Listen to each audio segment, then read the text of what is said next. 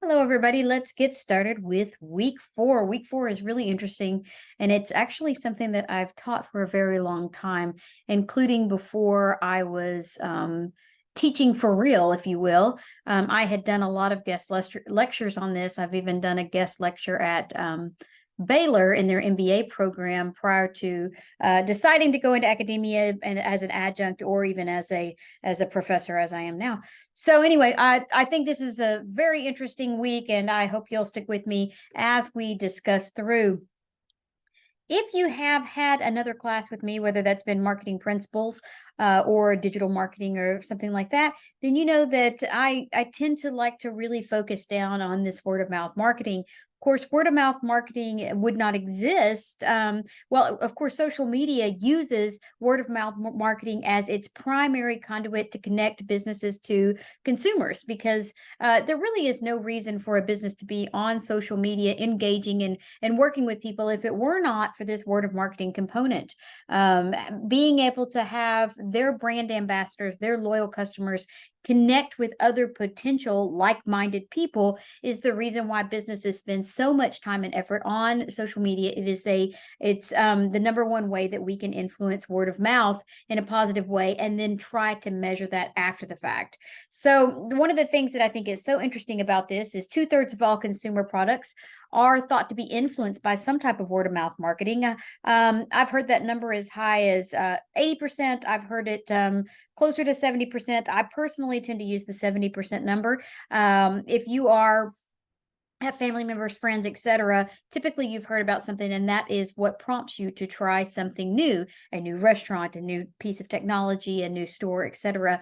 Usually comes because you've heard it in your social circles of some kind.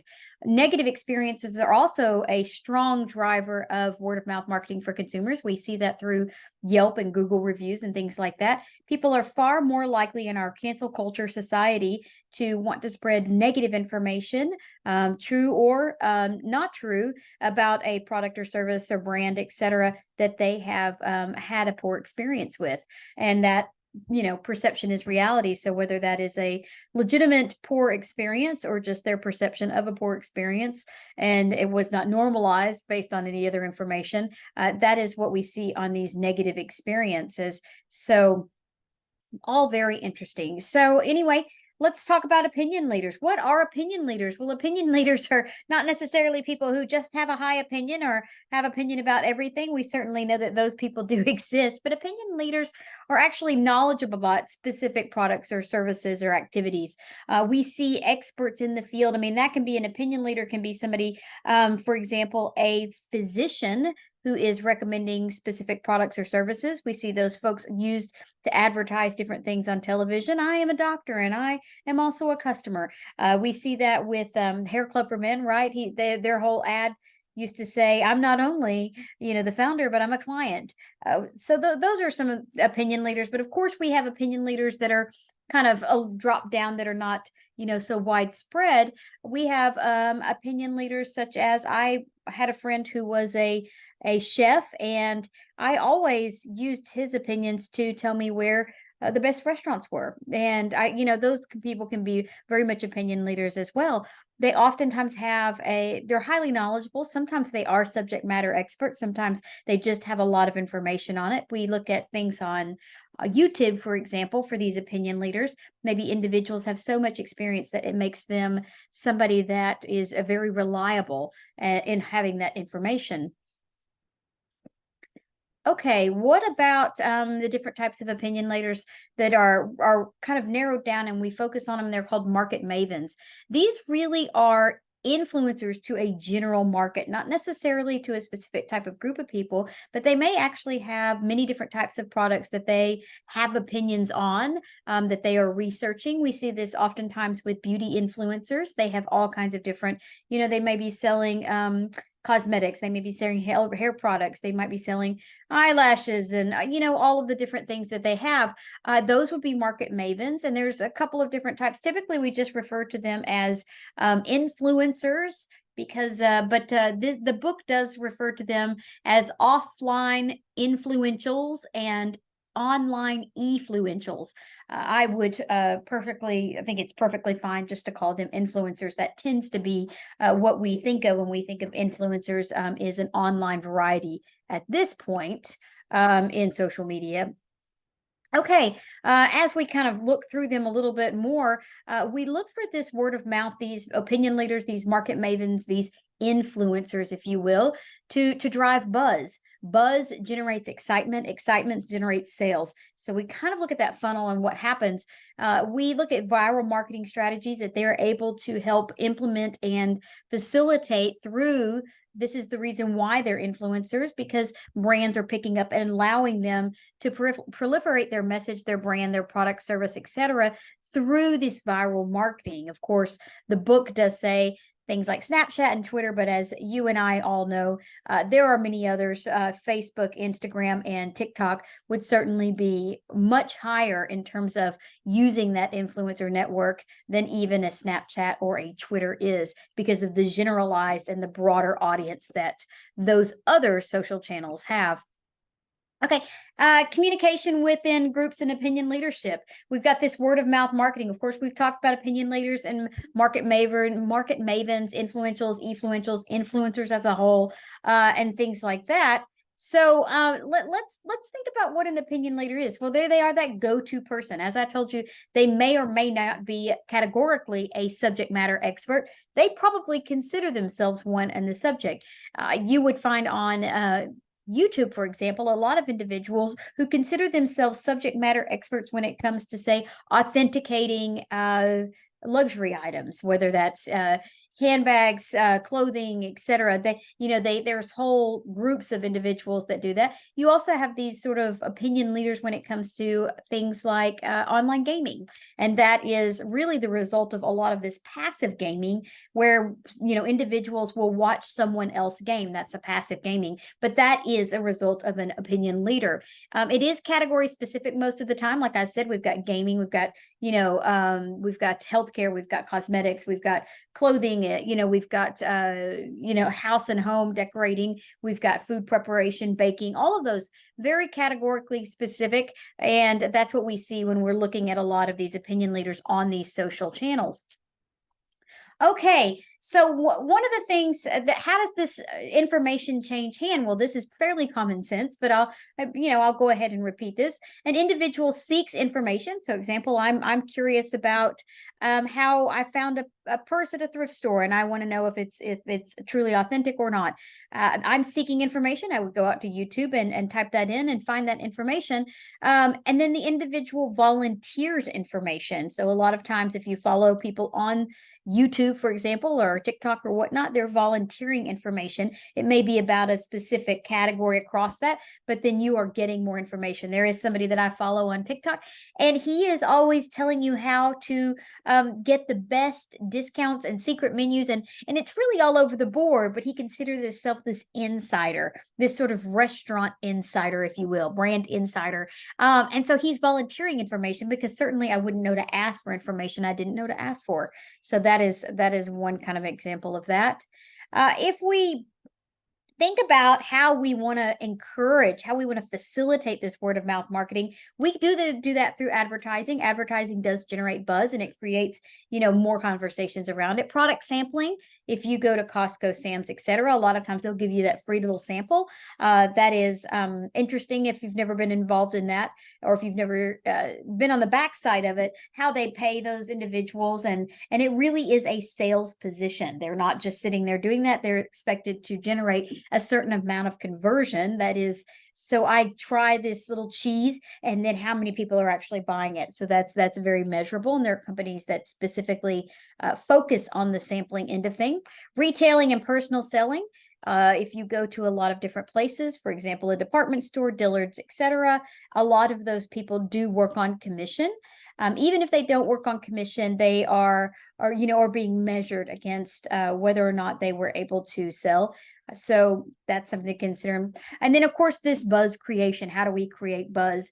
And a lot of that is through social media. A lot of that is through this storytelling and this referential authority, if you will. Oh my gosh, I use this perfume, and now I have, offers from all these people to marry them. that's creating buzz. So that would be the kind of thing, whether those are true or not. We know a lot of that is put on. But anyway, okay, so as we already have said, advertising can stimulate word of mouth marketing, and this sort of Pepsi ad is one of those things. You know, this live idea where I have video or audio content that is being used in such a way as to drive interest because it is outside the norm.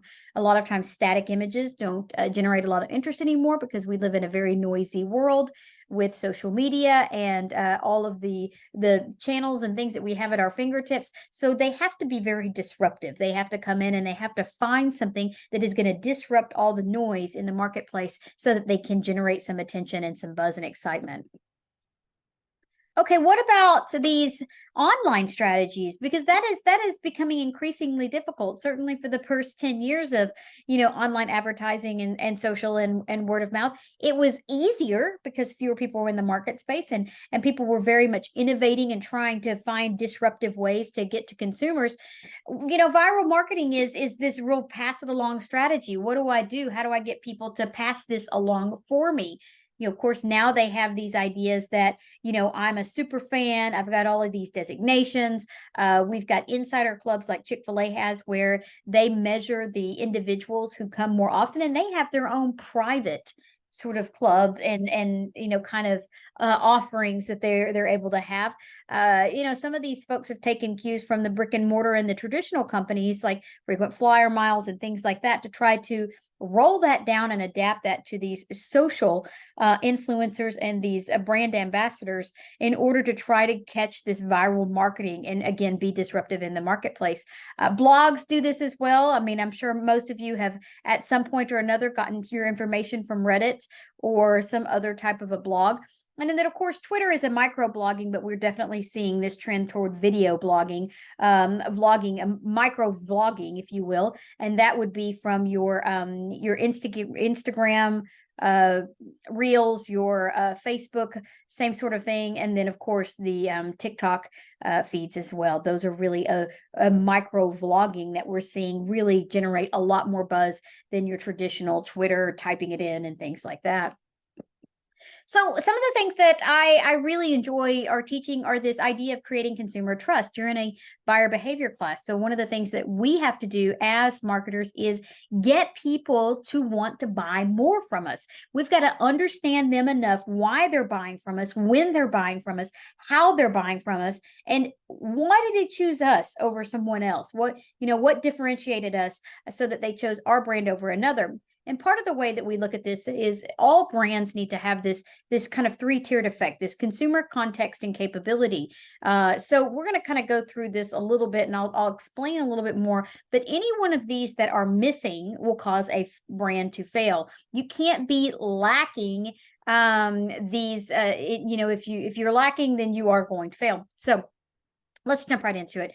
Here's a brand that hits all cylinders, certainly. Consumer context and capability. It's one of the most popular selling cars, if you will, of all time. That's the Toyota Corolla, which makes some sense, right? They've got a consumer for a car that is known to be dependable, reliable, and have great gas mileage. It's capable. It doesn't break down, so it's got the capability. And they have the context, because that is what Toyota does. They make vehicles. So all three of these sort of pair up, and it works very well for a very successful product. Another very successful product is, of course, the iPhone. This makes sense because initially, it's quite interesting, all of the different things that it took Apple to get to the iPhone. They had some failures up to this because there was a certain point where they didn't have the consumer for the high technology that they offered. So they had the Apple Newton and a couple of things like that really failed along the way. But finally, they got to the point where the technology matched the consumer, ability to operate the technology, and they were just digitally savvy enough to want to have this sort of thing. Of course, then the internet, having that in your palm as well. So finally, they got to the point where they had, they in 2007, where they had the consumer was digitally savvy. It contextually would made sense for Apple because it was a tech type of product, and then they had the capability to actually do it. The Apple Newton, which we won't talk about, was a failure, but now they had the capability to actually do it and make a sustainable product that has, of course, thrived, for the last, 18 years or so. All right, or close to. Okay, consumer trust. The what about companies that have only capability or consumer they lacking in context? Okay, so looky here. So here is Coors Rocky Mountain Sparkling Water. And what would happen with this particular product is that it lacked context because Coors is a alcoholic beverage distributor. They make that, they bottle those and can. Then of course we call it generically bottling, whether it's in a can or a bottle. But what happened is that they made this sparkling water. And of course, when can you just imagine being at little Jimmy's Little League game, popping out one of these, and people think you're getting drunk at the Little League game? Well, that's kind of what happened here is that people didn't trust it. It looked like they were consuming an alcoholic beverage in a period of time where they weren't and they didn't want to be. Usually when you're consuming just straight water is are not circumstances where you would find it comfortable to consume an alcoholic beverages or have people perceive you doing it. You certainly couldn't have brought this and plopped it on your desk at work without some, some eye glances, and perhaps maybe your supervisor giving you a call to ask what was going on if you were drinking on the job. So this lacked context. It just didn't make any sense for them, despite the fact they have consumers of beverages and they had the ability to actually bottle a beverage. Not all beverages make sense. I always tell people, just because you can doesn't mean you shouldn't.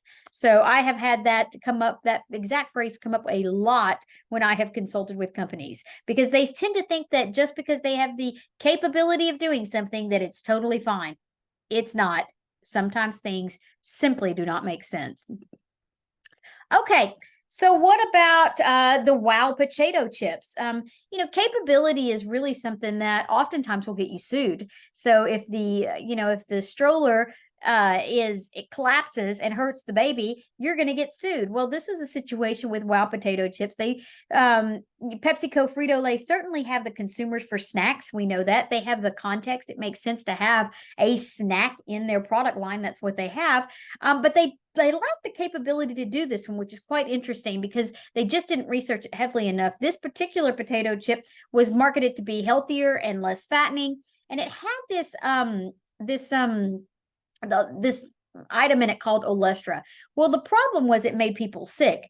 And in fact, one of the ways that they tried to distinguish it and let people know, hey, this might not settle well with you, is they had a little disclaimer on the package that says may cause anal leakage, which I'm just going to tell you, anytime I'm eating potato chips or any snacks for that matter, if that label is on there, I'm probably going to be out. So they lack the capability to be able to execute this in a very successful way, and they make people sick. All right, what about new Coca-Cola? If you've never heard the story, in 1985, Coca-Cola introduced a new version of its classic formula. That's the reason it's called classic now, and they called it New Coke. Well, New Coke, it was actually, they stopped and pulled it back in just 77 days. 77 days. The original flavor had been around for 99 years, and they had to go back to their original formula of Coca-Cola in 77 days, which, by the way, in 1985, with the lesser sophistication and technology for supply chain, pulling an entire product line back from worldwide distribution in 77 days is remarkable. I mean, even in today, that would have been a tough thing to do. And they really, really realized that this could actually be a detriment and bring the whole brand down because there was such huge backlash everywhere because people did not want this. In fact, there is rumors that this became kind of the formulation for the Diet Coke later on because that's how much the flavor was a little bit different. So what they did have the context of making a soda. Certainly they were already doing it. They have the capability of making a soda at Coca-Cola. They didn't understand is how loyal their customer was to the old formulation of Coke, and they were not going to be happy. So in this sense, they lacked the consumer, and this particular product failed. Okay, Bill Gates likes to cite this as his favorite case study, as the biggest product flop of all time. This is the 1957 Ford Edsel. So certainly Ford context, they can make these, it made sense for a new vehicle in their lineup. They have the capability to make vehicles. But again, this is a failure to understand the consumer, which of course is the purpose of this whole class. And one of the things, they invested $400 $400 million in 1957. If somebody wants to email me exactly how much that is in today's dollars, I'll give you 5 bonus points. So if you're listening and you hear that, make sure you email me that. But you can get just a sense of what that looks like from 1957 till today and how much money they invested. That's the type of thing that actually can kill a company as a whole, investing that kind of money. What they didn't understand was that their customers really wanted more economic, smaller vehicles. They were kind of getting out of this big hunker of a car type of phase, and they wanted something a bit more affordable. And Ford did not do their homework and understand who their buyer was and why they were looking for something different. Okay, 1989, kind of going back again. This is R.J. Reynolds' smokeless cigarette. They thought that because this was right about the time where the Surgeon General and all of that were having, taking a lot of issue, and a lot of public service campaigns were taking aim at smoking and the cancerous effects and whatnot of smoking, that they would create a smokeless cigarette because then there wouldn't be secondhand smoke. All fine and dandy. Sure, they had consumers who definitely wanted that. Context for that made a lot of sense for RJ Reynolds because they could continue pushing nicotine, which is the profit driver, right? So it's, for a cigarette company, this made so much sense. They didn't have the capability to do it. They put $325 million into the product and it didn't work. So 4 months later, done. 4 months. Again, remarkable ability to pull something off the shelves in a very quick amount of time, despite an extensive investment in that product. Okay, McDonald's has done this from time to time. This is the first time, but in 1996, McDonald's Arch Deluxe. What they did not understand, yes, they have context for burgers. Yes, they have the capability to make burgers. But what they didn't understand is that if you have, if you had money to do a higher end burger, let's say in today's dollars, let's say you had $15, McDonald's is not the reason you're not going there for that. You go to McDonald's because it's cheap and it's easy, meaning it's convenient. Cheap and easy is convenient. You're not going there because you have a lot of money and a lot of time to spend. Nowadays, you would be like, oh, let me go to Smashburger. Let me go to a steakhouse. Let me go to Five Guys or wherever you want to buy a slightly more expensive burger. But McDonald's is not in your consideration set. It's not something that I've considered because I have other alternatives, and I have my limitation in that case would be time and money. That's the reason we tend to go to McDonald's. Okay, this one is so mind-boggling for me. I just, every time I see it, it's just so bizarre. 1999, Cosmopolitan magazine came up with yogurt. Did they have the consumer? Perhaps. Obviously they perhaps did. Sure, they had, young, impressionable consumers who were body conscious and wanted to look like the magazine cover. So let's say, yes, they definitely had the consumer. Did they have the capability? I question that. They probably outsourced it. So maybe the capability came from someone else, but context, absolutely not. They are in the publishing industry, and the food industry is very different. So what a bizarre approach to take to try to diversify your business. And this, of course, did not work, and it failed. All right, one that most of you guys probably remember, that's 2016. That's Samsung's Galaxy Note 7. So the Note 7 is one of the phones that we see here that had such a big problem. We obviously have the consumer for phones because that is what Samsung does. They create technology, have technological consumers. Context, it made a lot of sense. This is not the only phone they've ever made. The capability was not there. Again, capability will often get you sued if you fail in the capability end. Capability was not there. These phones actually caught fire and exploded. I'm sure you guys have remembered a little bit of this. If not, there's stories on YouTube. You can hop back in and check it out.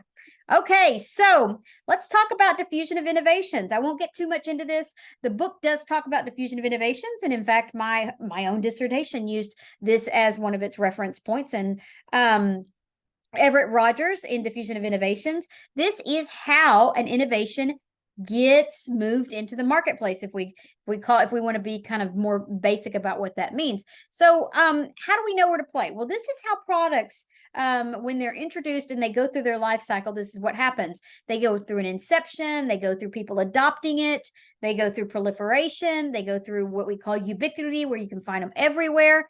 So what happens here when we do this? Well, we've got these, and you'll see this referred to in a number of different ways, like these early adopters, these laggards, these all these sort of things. So don't get too caught up in that. Just know that it always to kind of diffuses this, left to right sort of way, right? It goes from new to everybody, few to everybody. So think about that from left to right for sure. Okay, so what about something where we're going from this highly new type of product development all the way to something that's ubiquitous that you find everywhere? This has got the higher potential return in the long run when we go this direction. This is significant investment. These are very highly innovative, unique products, things that you have not seen before. So when you get to that place where you're like, wow, I have never seen this before, that is where you start to see a lot of different innovations starting to take place in a multitude of things. So, for example, recently with AI, we have seen everything. We've seen you being able to do, headshots, PowerPoint presentations, paper writing, resume writing, all through the power of AI. So a lot of different products are starting to develop off of that. It is incredibly unique. And that is how this gets going from inception all the way to ubiquity. Ubiquity, of course, will it be when it is proliferated into our daily lives in some sort of capacity. And of course, we're not there yet. But when that happens, we will be really in some true matrix type stuff where AI has taken over and is able to really cognitively think on its own. It's kind of sentient in a way. So crazy sort of sci-fi stuff there, but that is how we go. What about if we go from backwards, where we take a ubiquitous product and we move backwards to try to make it better? This is when we're moving this direction. So for example, they took little baby bouncer type of things that little babies, they sit them in, and they now make it to where they rock and they can adjust based, or they can bounce, and so they kind of adjust to the needs of the baby. So that is taking a product that was already designed, that was already ubiquitous, and they try to back it up and make it better so that they can move forward with it again. So that is something that we think about when we start with something in ubiquity and move backwards and then move forward again. Otherwise, we can move straightly forward. So you can see where there is more product and revenue potential if we start all the way amazing, fabulous, brand new innovation all the way through, and there's less if we start here and we work our way back and we move forward. So that is kind of the difference there. Okay, so there's different types of groups that affect these, how things are innovated, how things are adopted, if you will. It varies by behavior. Over time, as I told you, there is these groups, right? These early adopters, the first ones out of the door, they want to be the most technological. They're adopting everything day one. Right. These are high technology type of people usually, because technology is where we see the greatest amount of unique, novel innovation.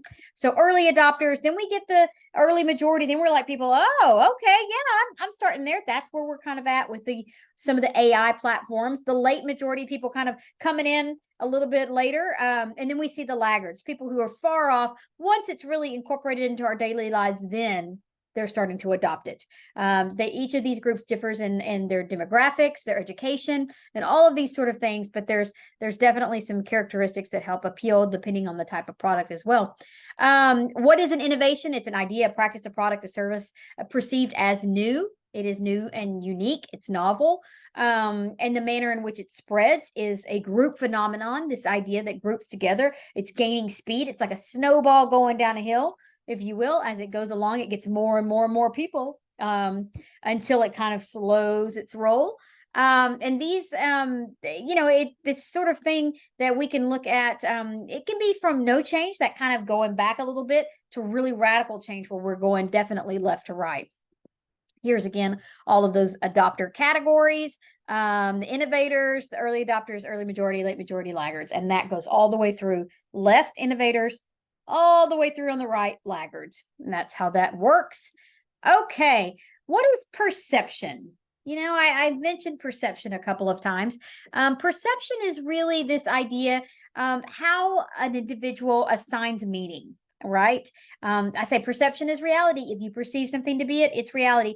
And that's kind of true. That's a really simplified way of saying we have this idea of exposure, attention, and interpretation. Exposure, attention, interpretation. I'm exposed to something. I've finally given it my attention, and then I've interpreted it. I've internalized it. I've assigned meaning to it. So perception, if and when we have perception, meaning is derived from a stimulus and it's transferred into our memory. So then later on, we retrieve that and we know we have some sort of perception. That's why I say perception is reality, because we've attached meaning to this and now we're going to retrieve this, and this becomes in effect kind of a truth, if you will. That's why we refer, and you hear that cliche often being used. Marketing is a game of perception, right? So perception involves functioning and memory storage and things like that. It also affects our recall. So when we give people the perception, we want them to recall it in the way that makes the most sense for us, our product, our brand, our service, so that they are attaching a very positive experience with it. And then using word of mouth, telling other people about that positive experience. So you want to make sure that you understand your buyer enough so that you are able to flip that switch, if you will. It is our job, as I will tell you in our one-on-one meetings in a couple of weeks, it is our job to make sure that people perceive us in the way that we want them to. It may not be reality. It may not be exactly the case for that product, but we need them to perceive us as this amazing purple unicorn, somebody who's bringing value to their life, no matter what we're doing. So we'll talk about that in our meeting. Kind of a little bit of a nugget there. Okay, what's exposure? Well, this is when a stimulus is within range of our sensory receptions. Okay, so most of the exposure is very self-selected. We kind of have this, selective retention, if you will, right? We don't allow ourselves to be exposed to things we're not interested in. We can see this through advertising, word of mouth, social media, billboards, all sorts of sensory. Sometimes it's smell. I had a colleague, and we walked into some type of a meeting space not too long ago, and she said, "This place smells amazing." I'm like, they want you to see that. I said, that's very interesting. That's the first thing you came up with. I said, it's because the meeting space was attached to a casino. I said, they do not want you to smell the smoke. They do not want you to smell, people maybe who have been sitting there a while and have maybe stale body odor, if you will. And they want you to smell this beautiful, light, welcoming, come in. This is kind of a spa-like atmosphere. It's a really interesting sensory exposure that they use. But they're not the only ones. Some of them overdo it, but we've seen places, Abercrombie tended to try to do that, pull people in with the scent and things like that. Theirs just got a little heavy-handed, I think. Okay. So marketers do try to overcome this avoidance by using product placement in advertising, in television, in movies, etc. And of course, these hybrid ads, of course. But they, a lot of consumers, they want to seek out some of their marketing stimuli voluntarily. I mean, they're looking for information, right? If you've got a high involvement product, you are looking for information for that high involvement product. You are doing your research. You are voluntarily submitting yourself to marketing stimuli. So think through that. But then there's other types of things like Super Bowl ads that go viral. We share them, we talk about them. That is a voluntary stimulus where we are sharing that information across this. Okay, so let's think about the two different types of exposure. We've got selective exposure. This is, a situation where that we're just only allowing a certain amount in. A lot of things are lost. It's kind of, there's this sort of kind of focal point. We have some guardrails on, and we're kind of letting certain things come in. Voluntary exposure, as we talked about, were things where we're seeking information. We are allowing that. For example, if you are on YouTube and you allow the video to play past the point where you can skip the ad, that's voluntary exposure. So a couple of different things there. What are some of the stimulus factors that you might see? I won't go through all of these. A few of these are very interesting. Of course, information quantity, position, visuals, things like that. These are all attention stimuli. This is a Quaker Oats ad, and it's a good example of using isolation, right? Isolation was one of those stimuli. You focus in on it. It's the only thing there. let's think about some of these other ones. Attention and position. When you go to a lot of stores, retail places, they have these great things that are set up. Some stores do this better than others. I would argue that there's some stores up in the Northeast that do a phenomenal job of their attention and position. Whole Foods used to do a better job. Trader Joe's does a really good job. Wegmans does a really good job up in the Northeast. So there's a number of different places, but even your retail, your clothing shops, they tend to do very well at this attention and position and trying to get information across. New York, you'll see a lot of displays, roadside displays, windows and things like that. And they do a very good job of attention and position. Okay. What about contrast and expectations? We see this a lot, like this idea that I've got like a really light background with a dark item or a dark background with a light item was really drawing yourself into the fact that there's a huge contrast. Take a look at some of the automobile advertising on television. You will see that quite a few of them use a very high contrast, which is quite interesting to see. So a lot of them will use a very dark vehicle. And so, for example, there was a Range Rover, I think it was a Range Rover one not too long ago, and they had it against a waterfall or some sort of thing. And it was just the contrast was pretty remarkable. You focused only on what they wanted you, which was the vehicle itself. Okay. Situational factors. These are the types of things where I am interested in something and therefore I'm more likely to be, influenced by it. So, it's one of the things that don't go to your store hungry. That's probably the best example I can give you, right? You are more likely to be situationally influenced by something if you're in that sort of need state where it is something that you are looking for. And of course, the don't go grocery shopping you're hungry is one of the easiest ways to kind of keep that in your memory. Non-focused attention. Okay, this is very sort of biological and scientific, if you will. So the left side of the brain controls activities related to rational thought, the right side, images and impression. So we see, and we have seen in the past where companies have very much tried to use this subliminal messaging to try to interact that. You cannot do it, but it has been tried. Look up YouTube. You might be able to find a video on how Coca-Cola tried subliminal messaging in movie theaters. So look at that, where it was happening so fast, you didn't even realize that it was happening. Okay, non-focused attention is when a person takes in information without deliberate effort. There's this hemispheric lateralization. These are the two spheres of the brain, like we said, the left and the right.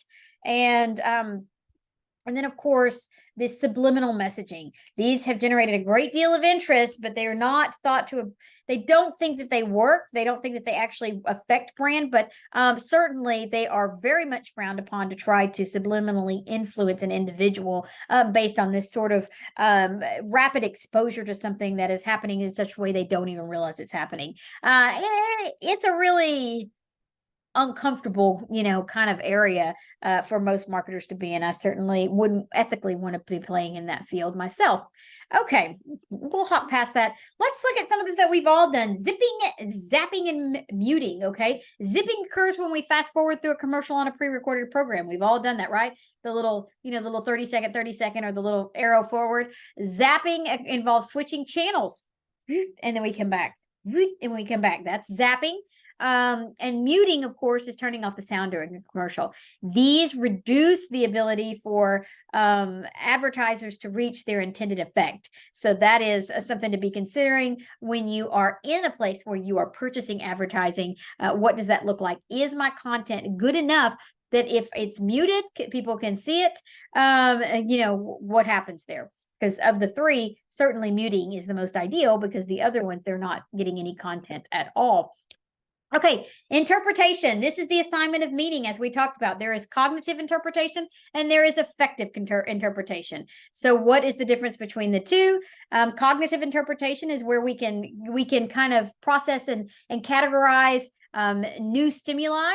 Affective interpretation is this emotional response from the stimulus. All right, really, if we think about that hemispheric lateralization, is the left and the right. So we think about this cognitive left, affective right. That's an easier way of considering how the two work together.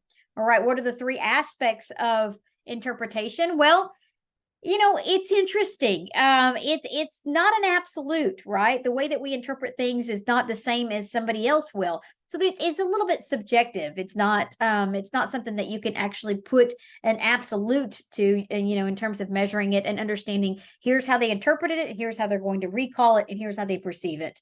I guess it should be interpret it, perceive it, recall it, really in that order. But so it depends on a lot of the things that we have, right? These psychological biases that we have, what we're bringing into this situation. I know that we talked about some other ones where we had values and we have these behavioral and kind of psychological components, if you will, if you think even back to the DISC assessment in week early in. But this cognitive thinking, or it's or it can be affective, it can be emotional. So it can be rational or emotional. Usually you kind of see the scales tip for one or the other. So that tends to be how people interpret things. Emotional is a fantastic way of people storytelling, perceiving it and hanging on to it and attaching something more positive with it. It's the recall on that is a little bit higher, which is a lot of times why you see advertisers really try to use an emotional bent to their message so that people recall that more effectively later on and attach that to the brand. So anyway, that has been an interesting session this time with this lecture. And if you've got any questions, definitely make sure that you are reaching out. I'm happy to answer them anytime, and I will see you in the next lecture. Bye, guys.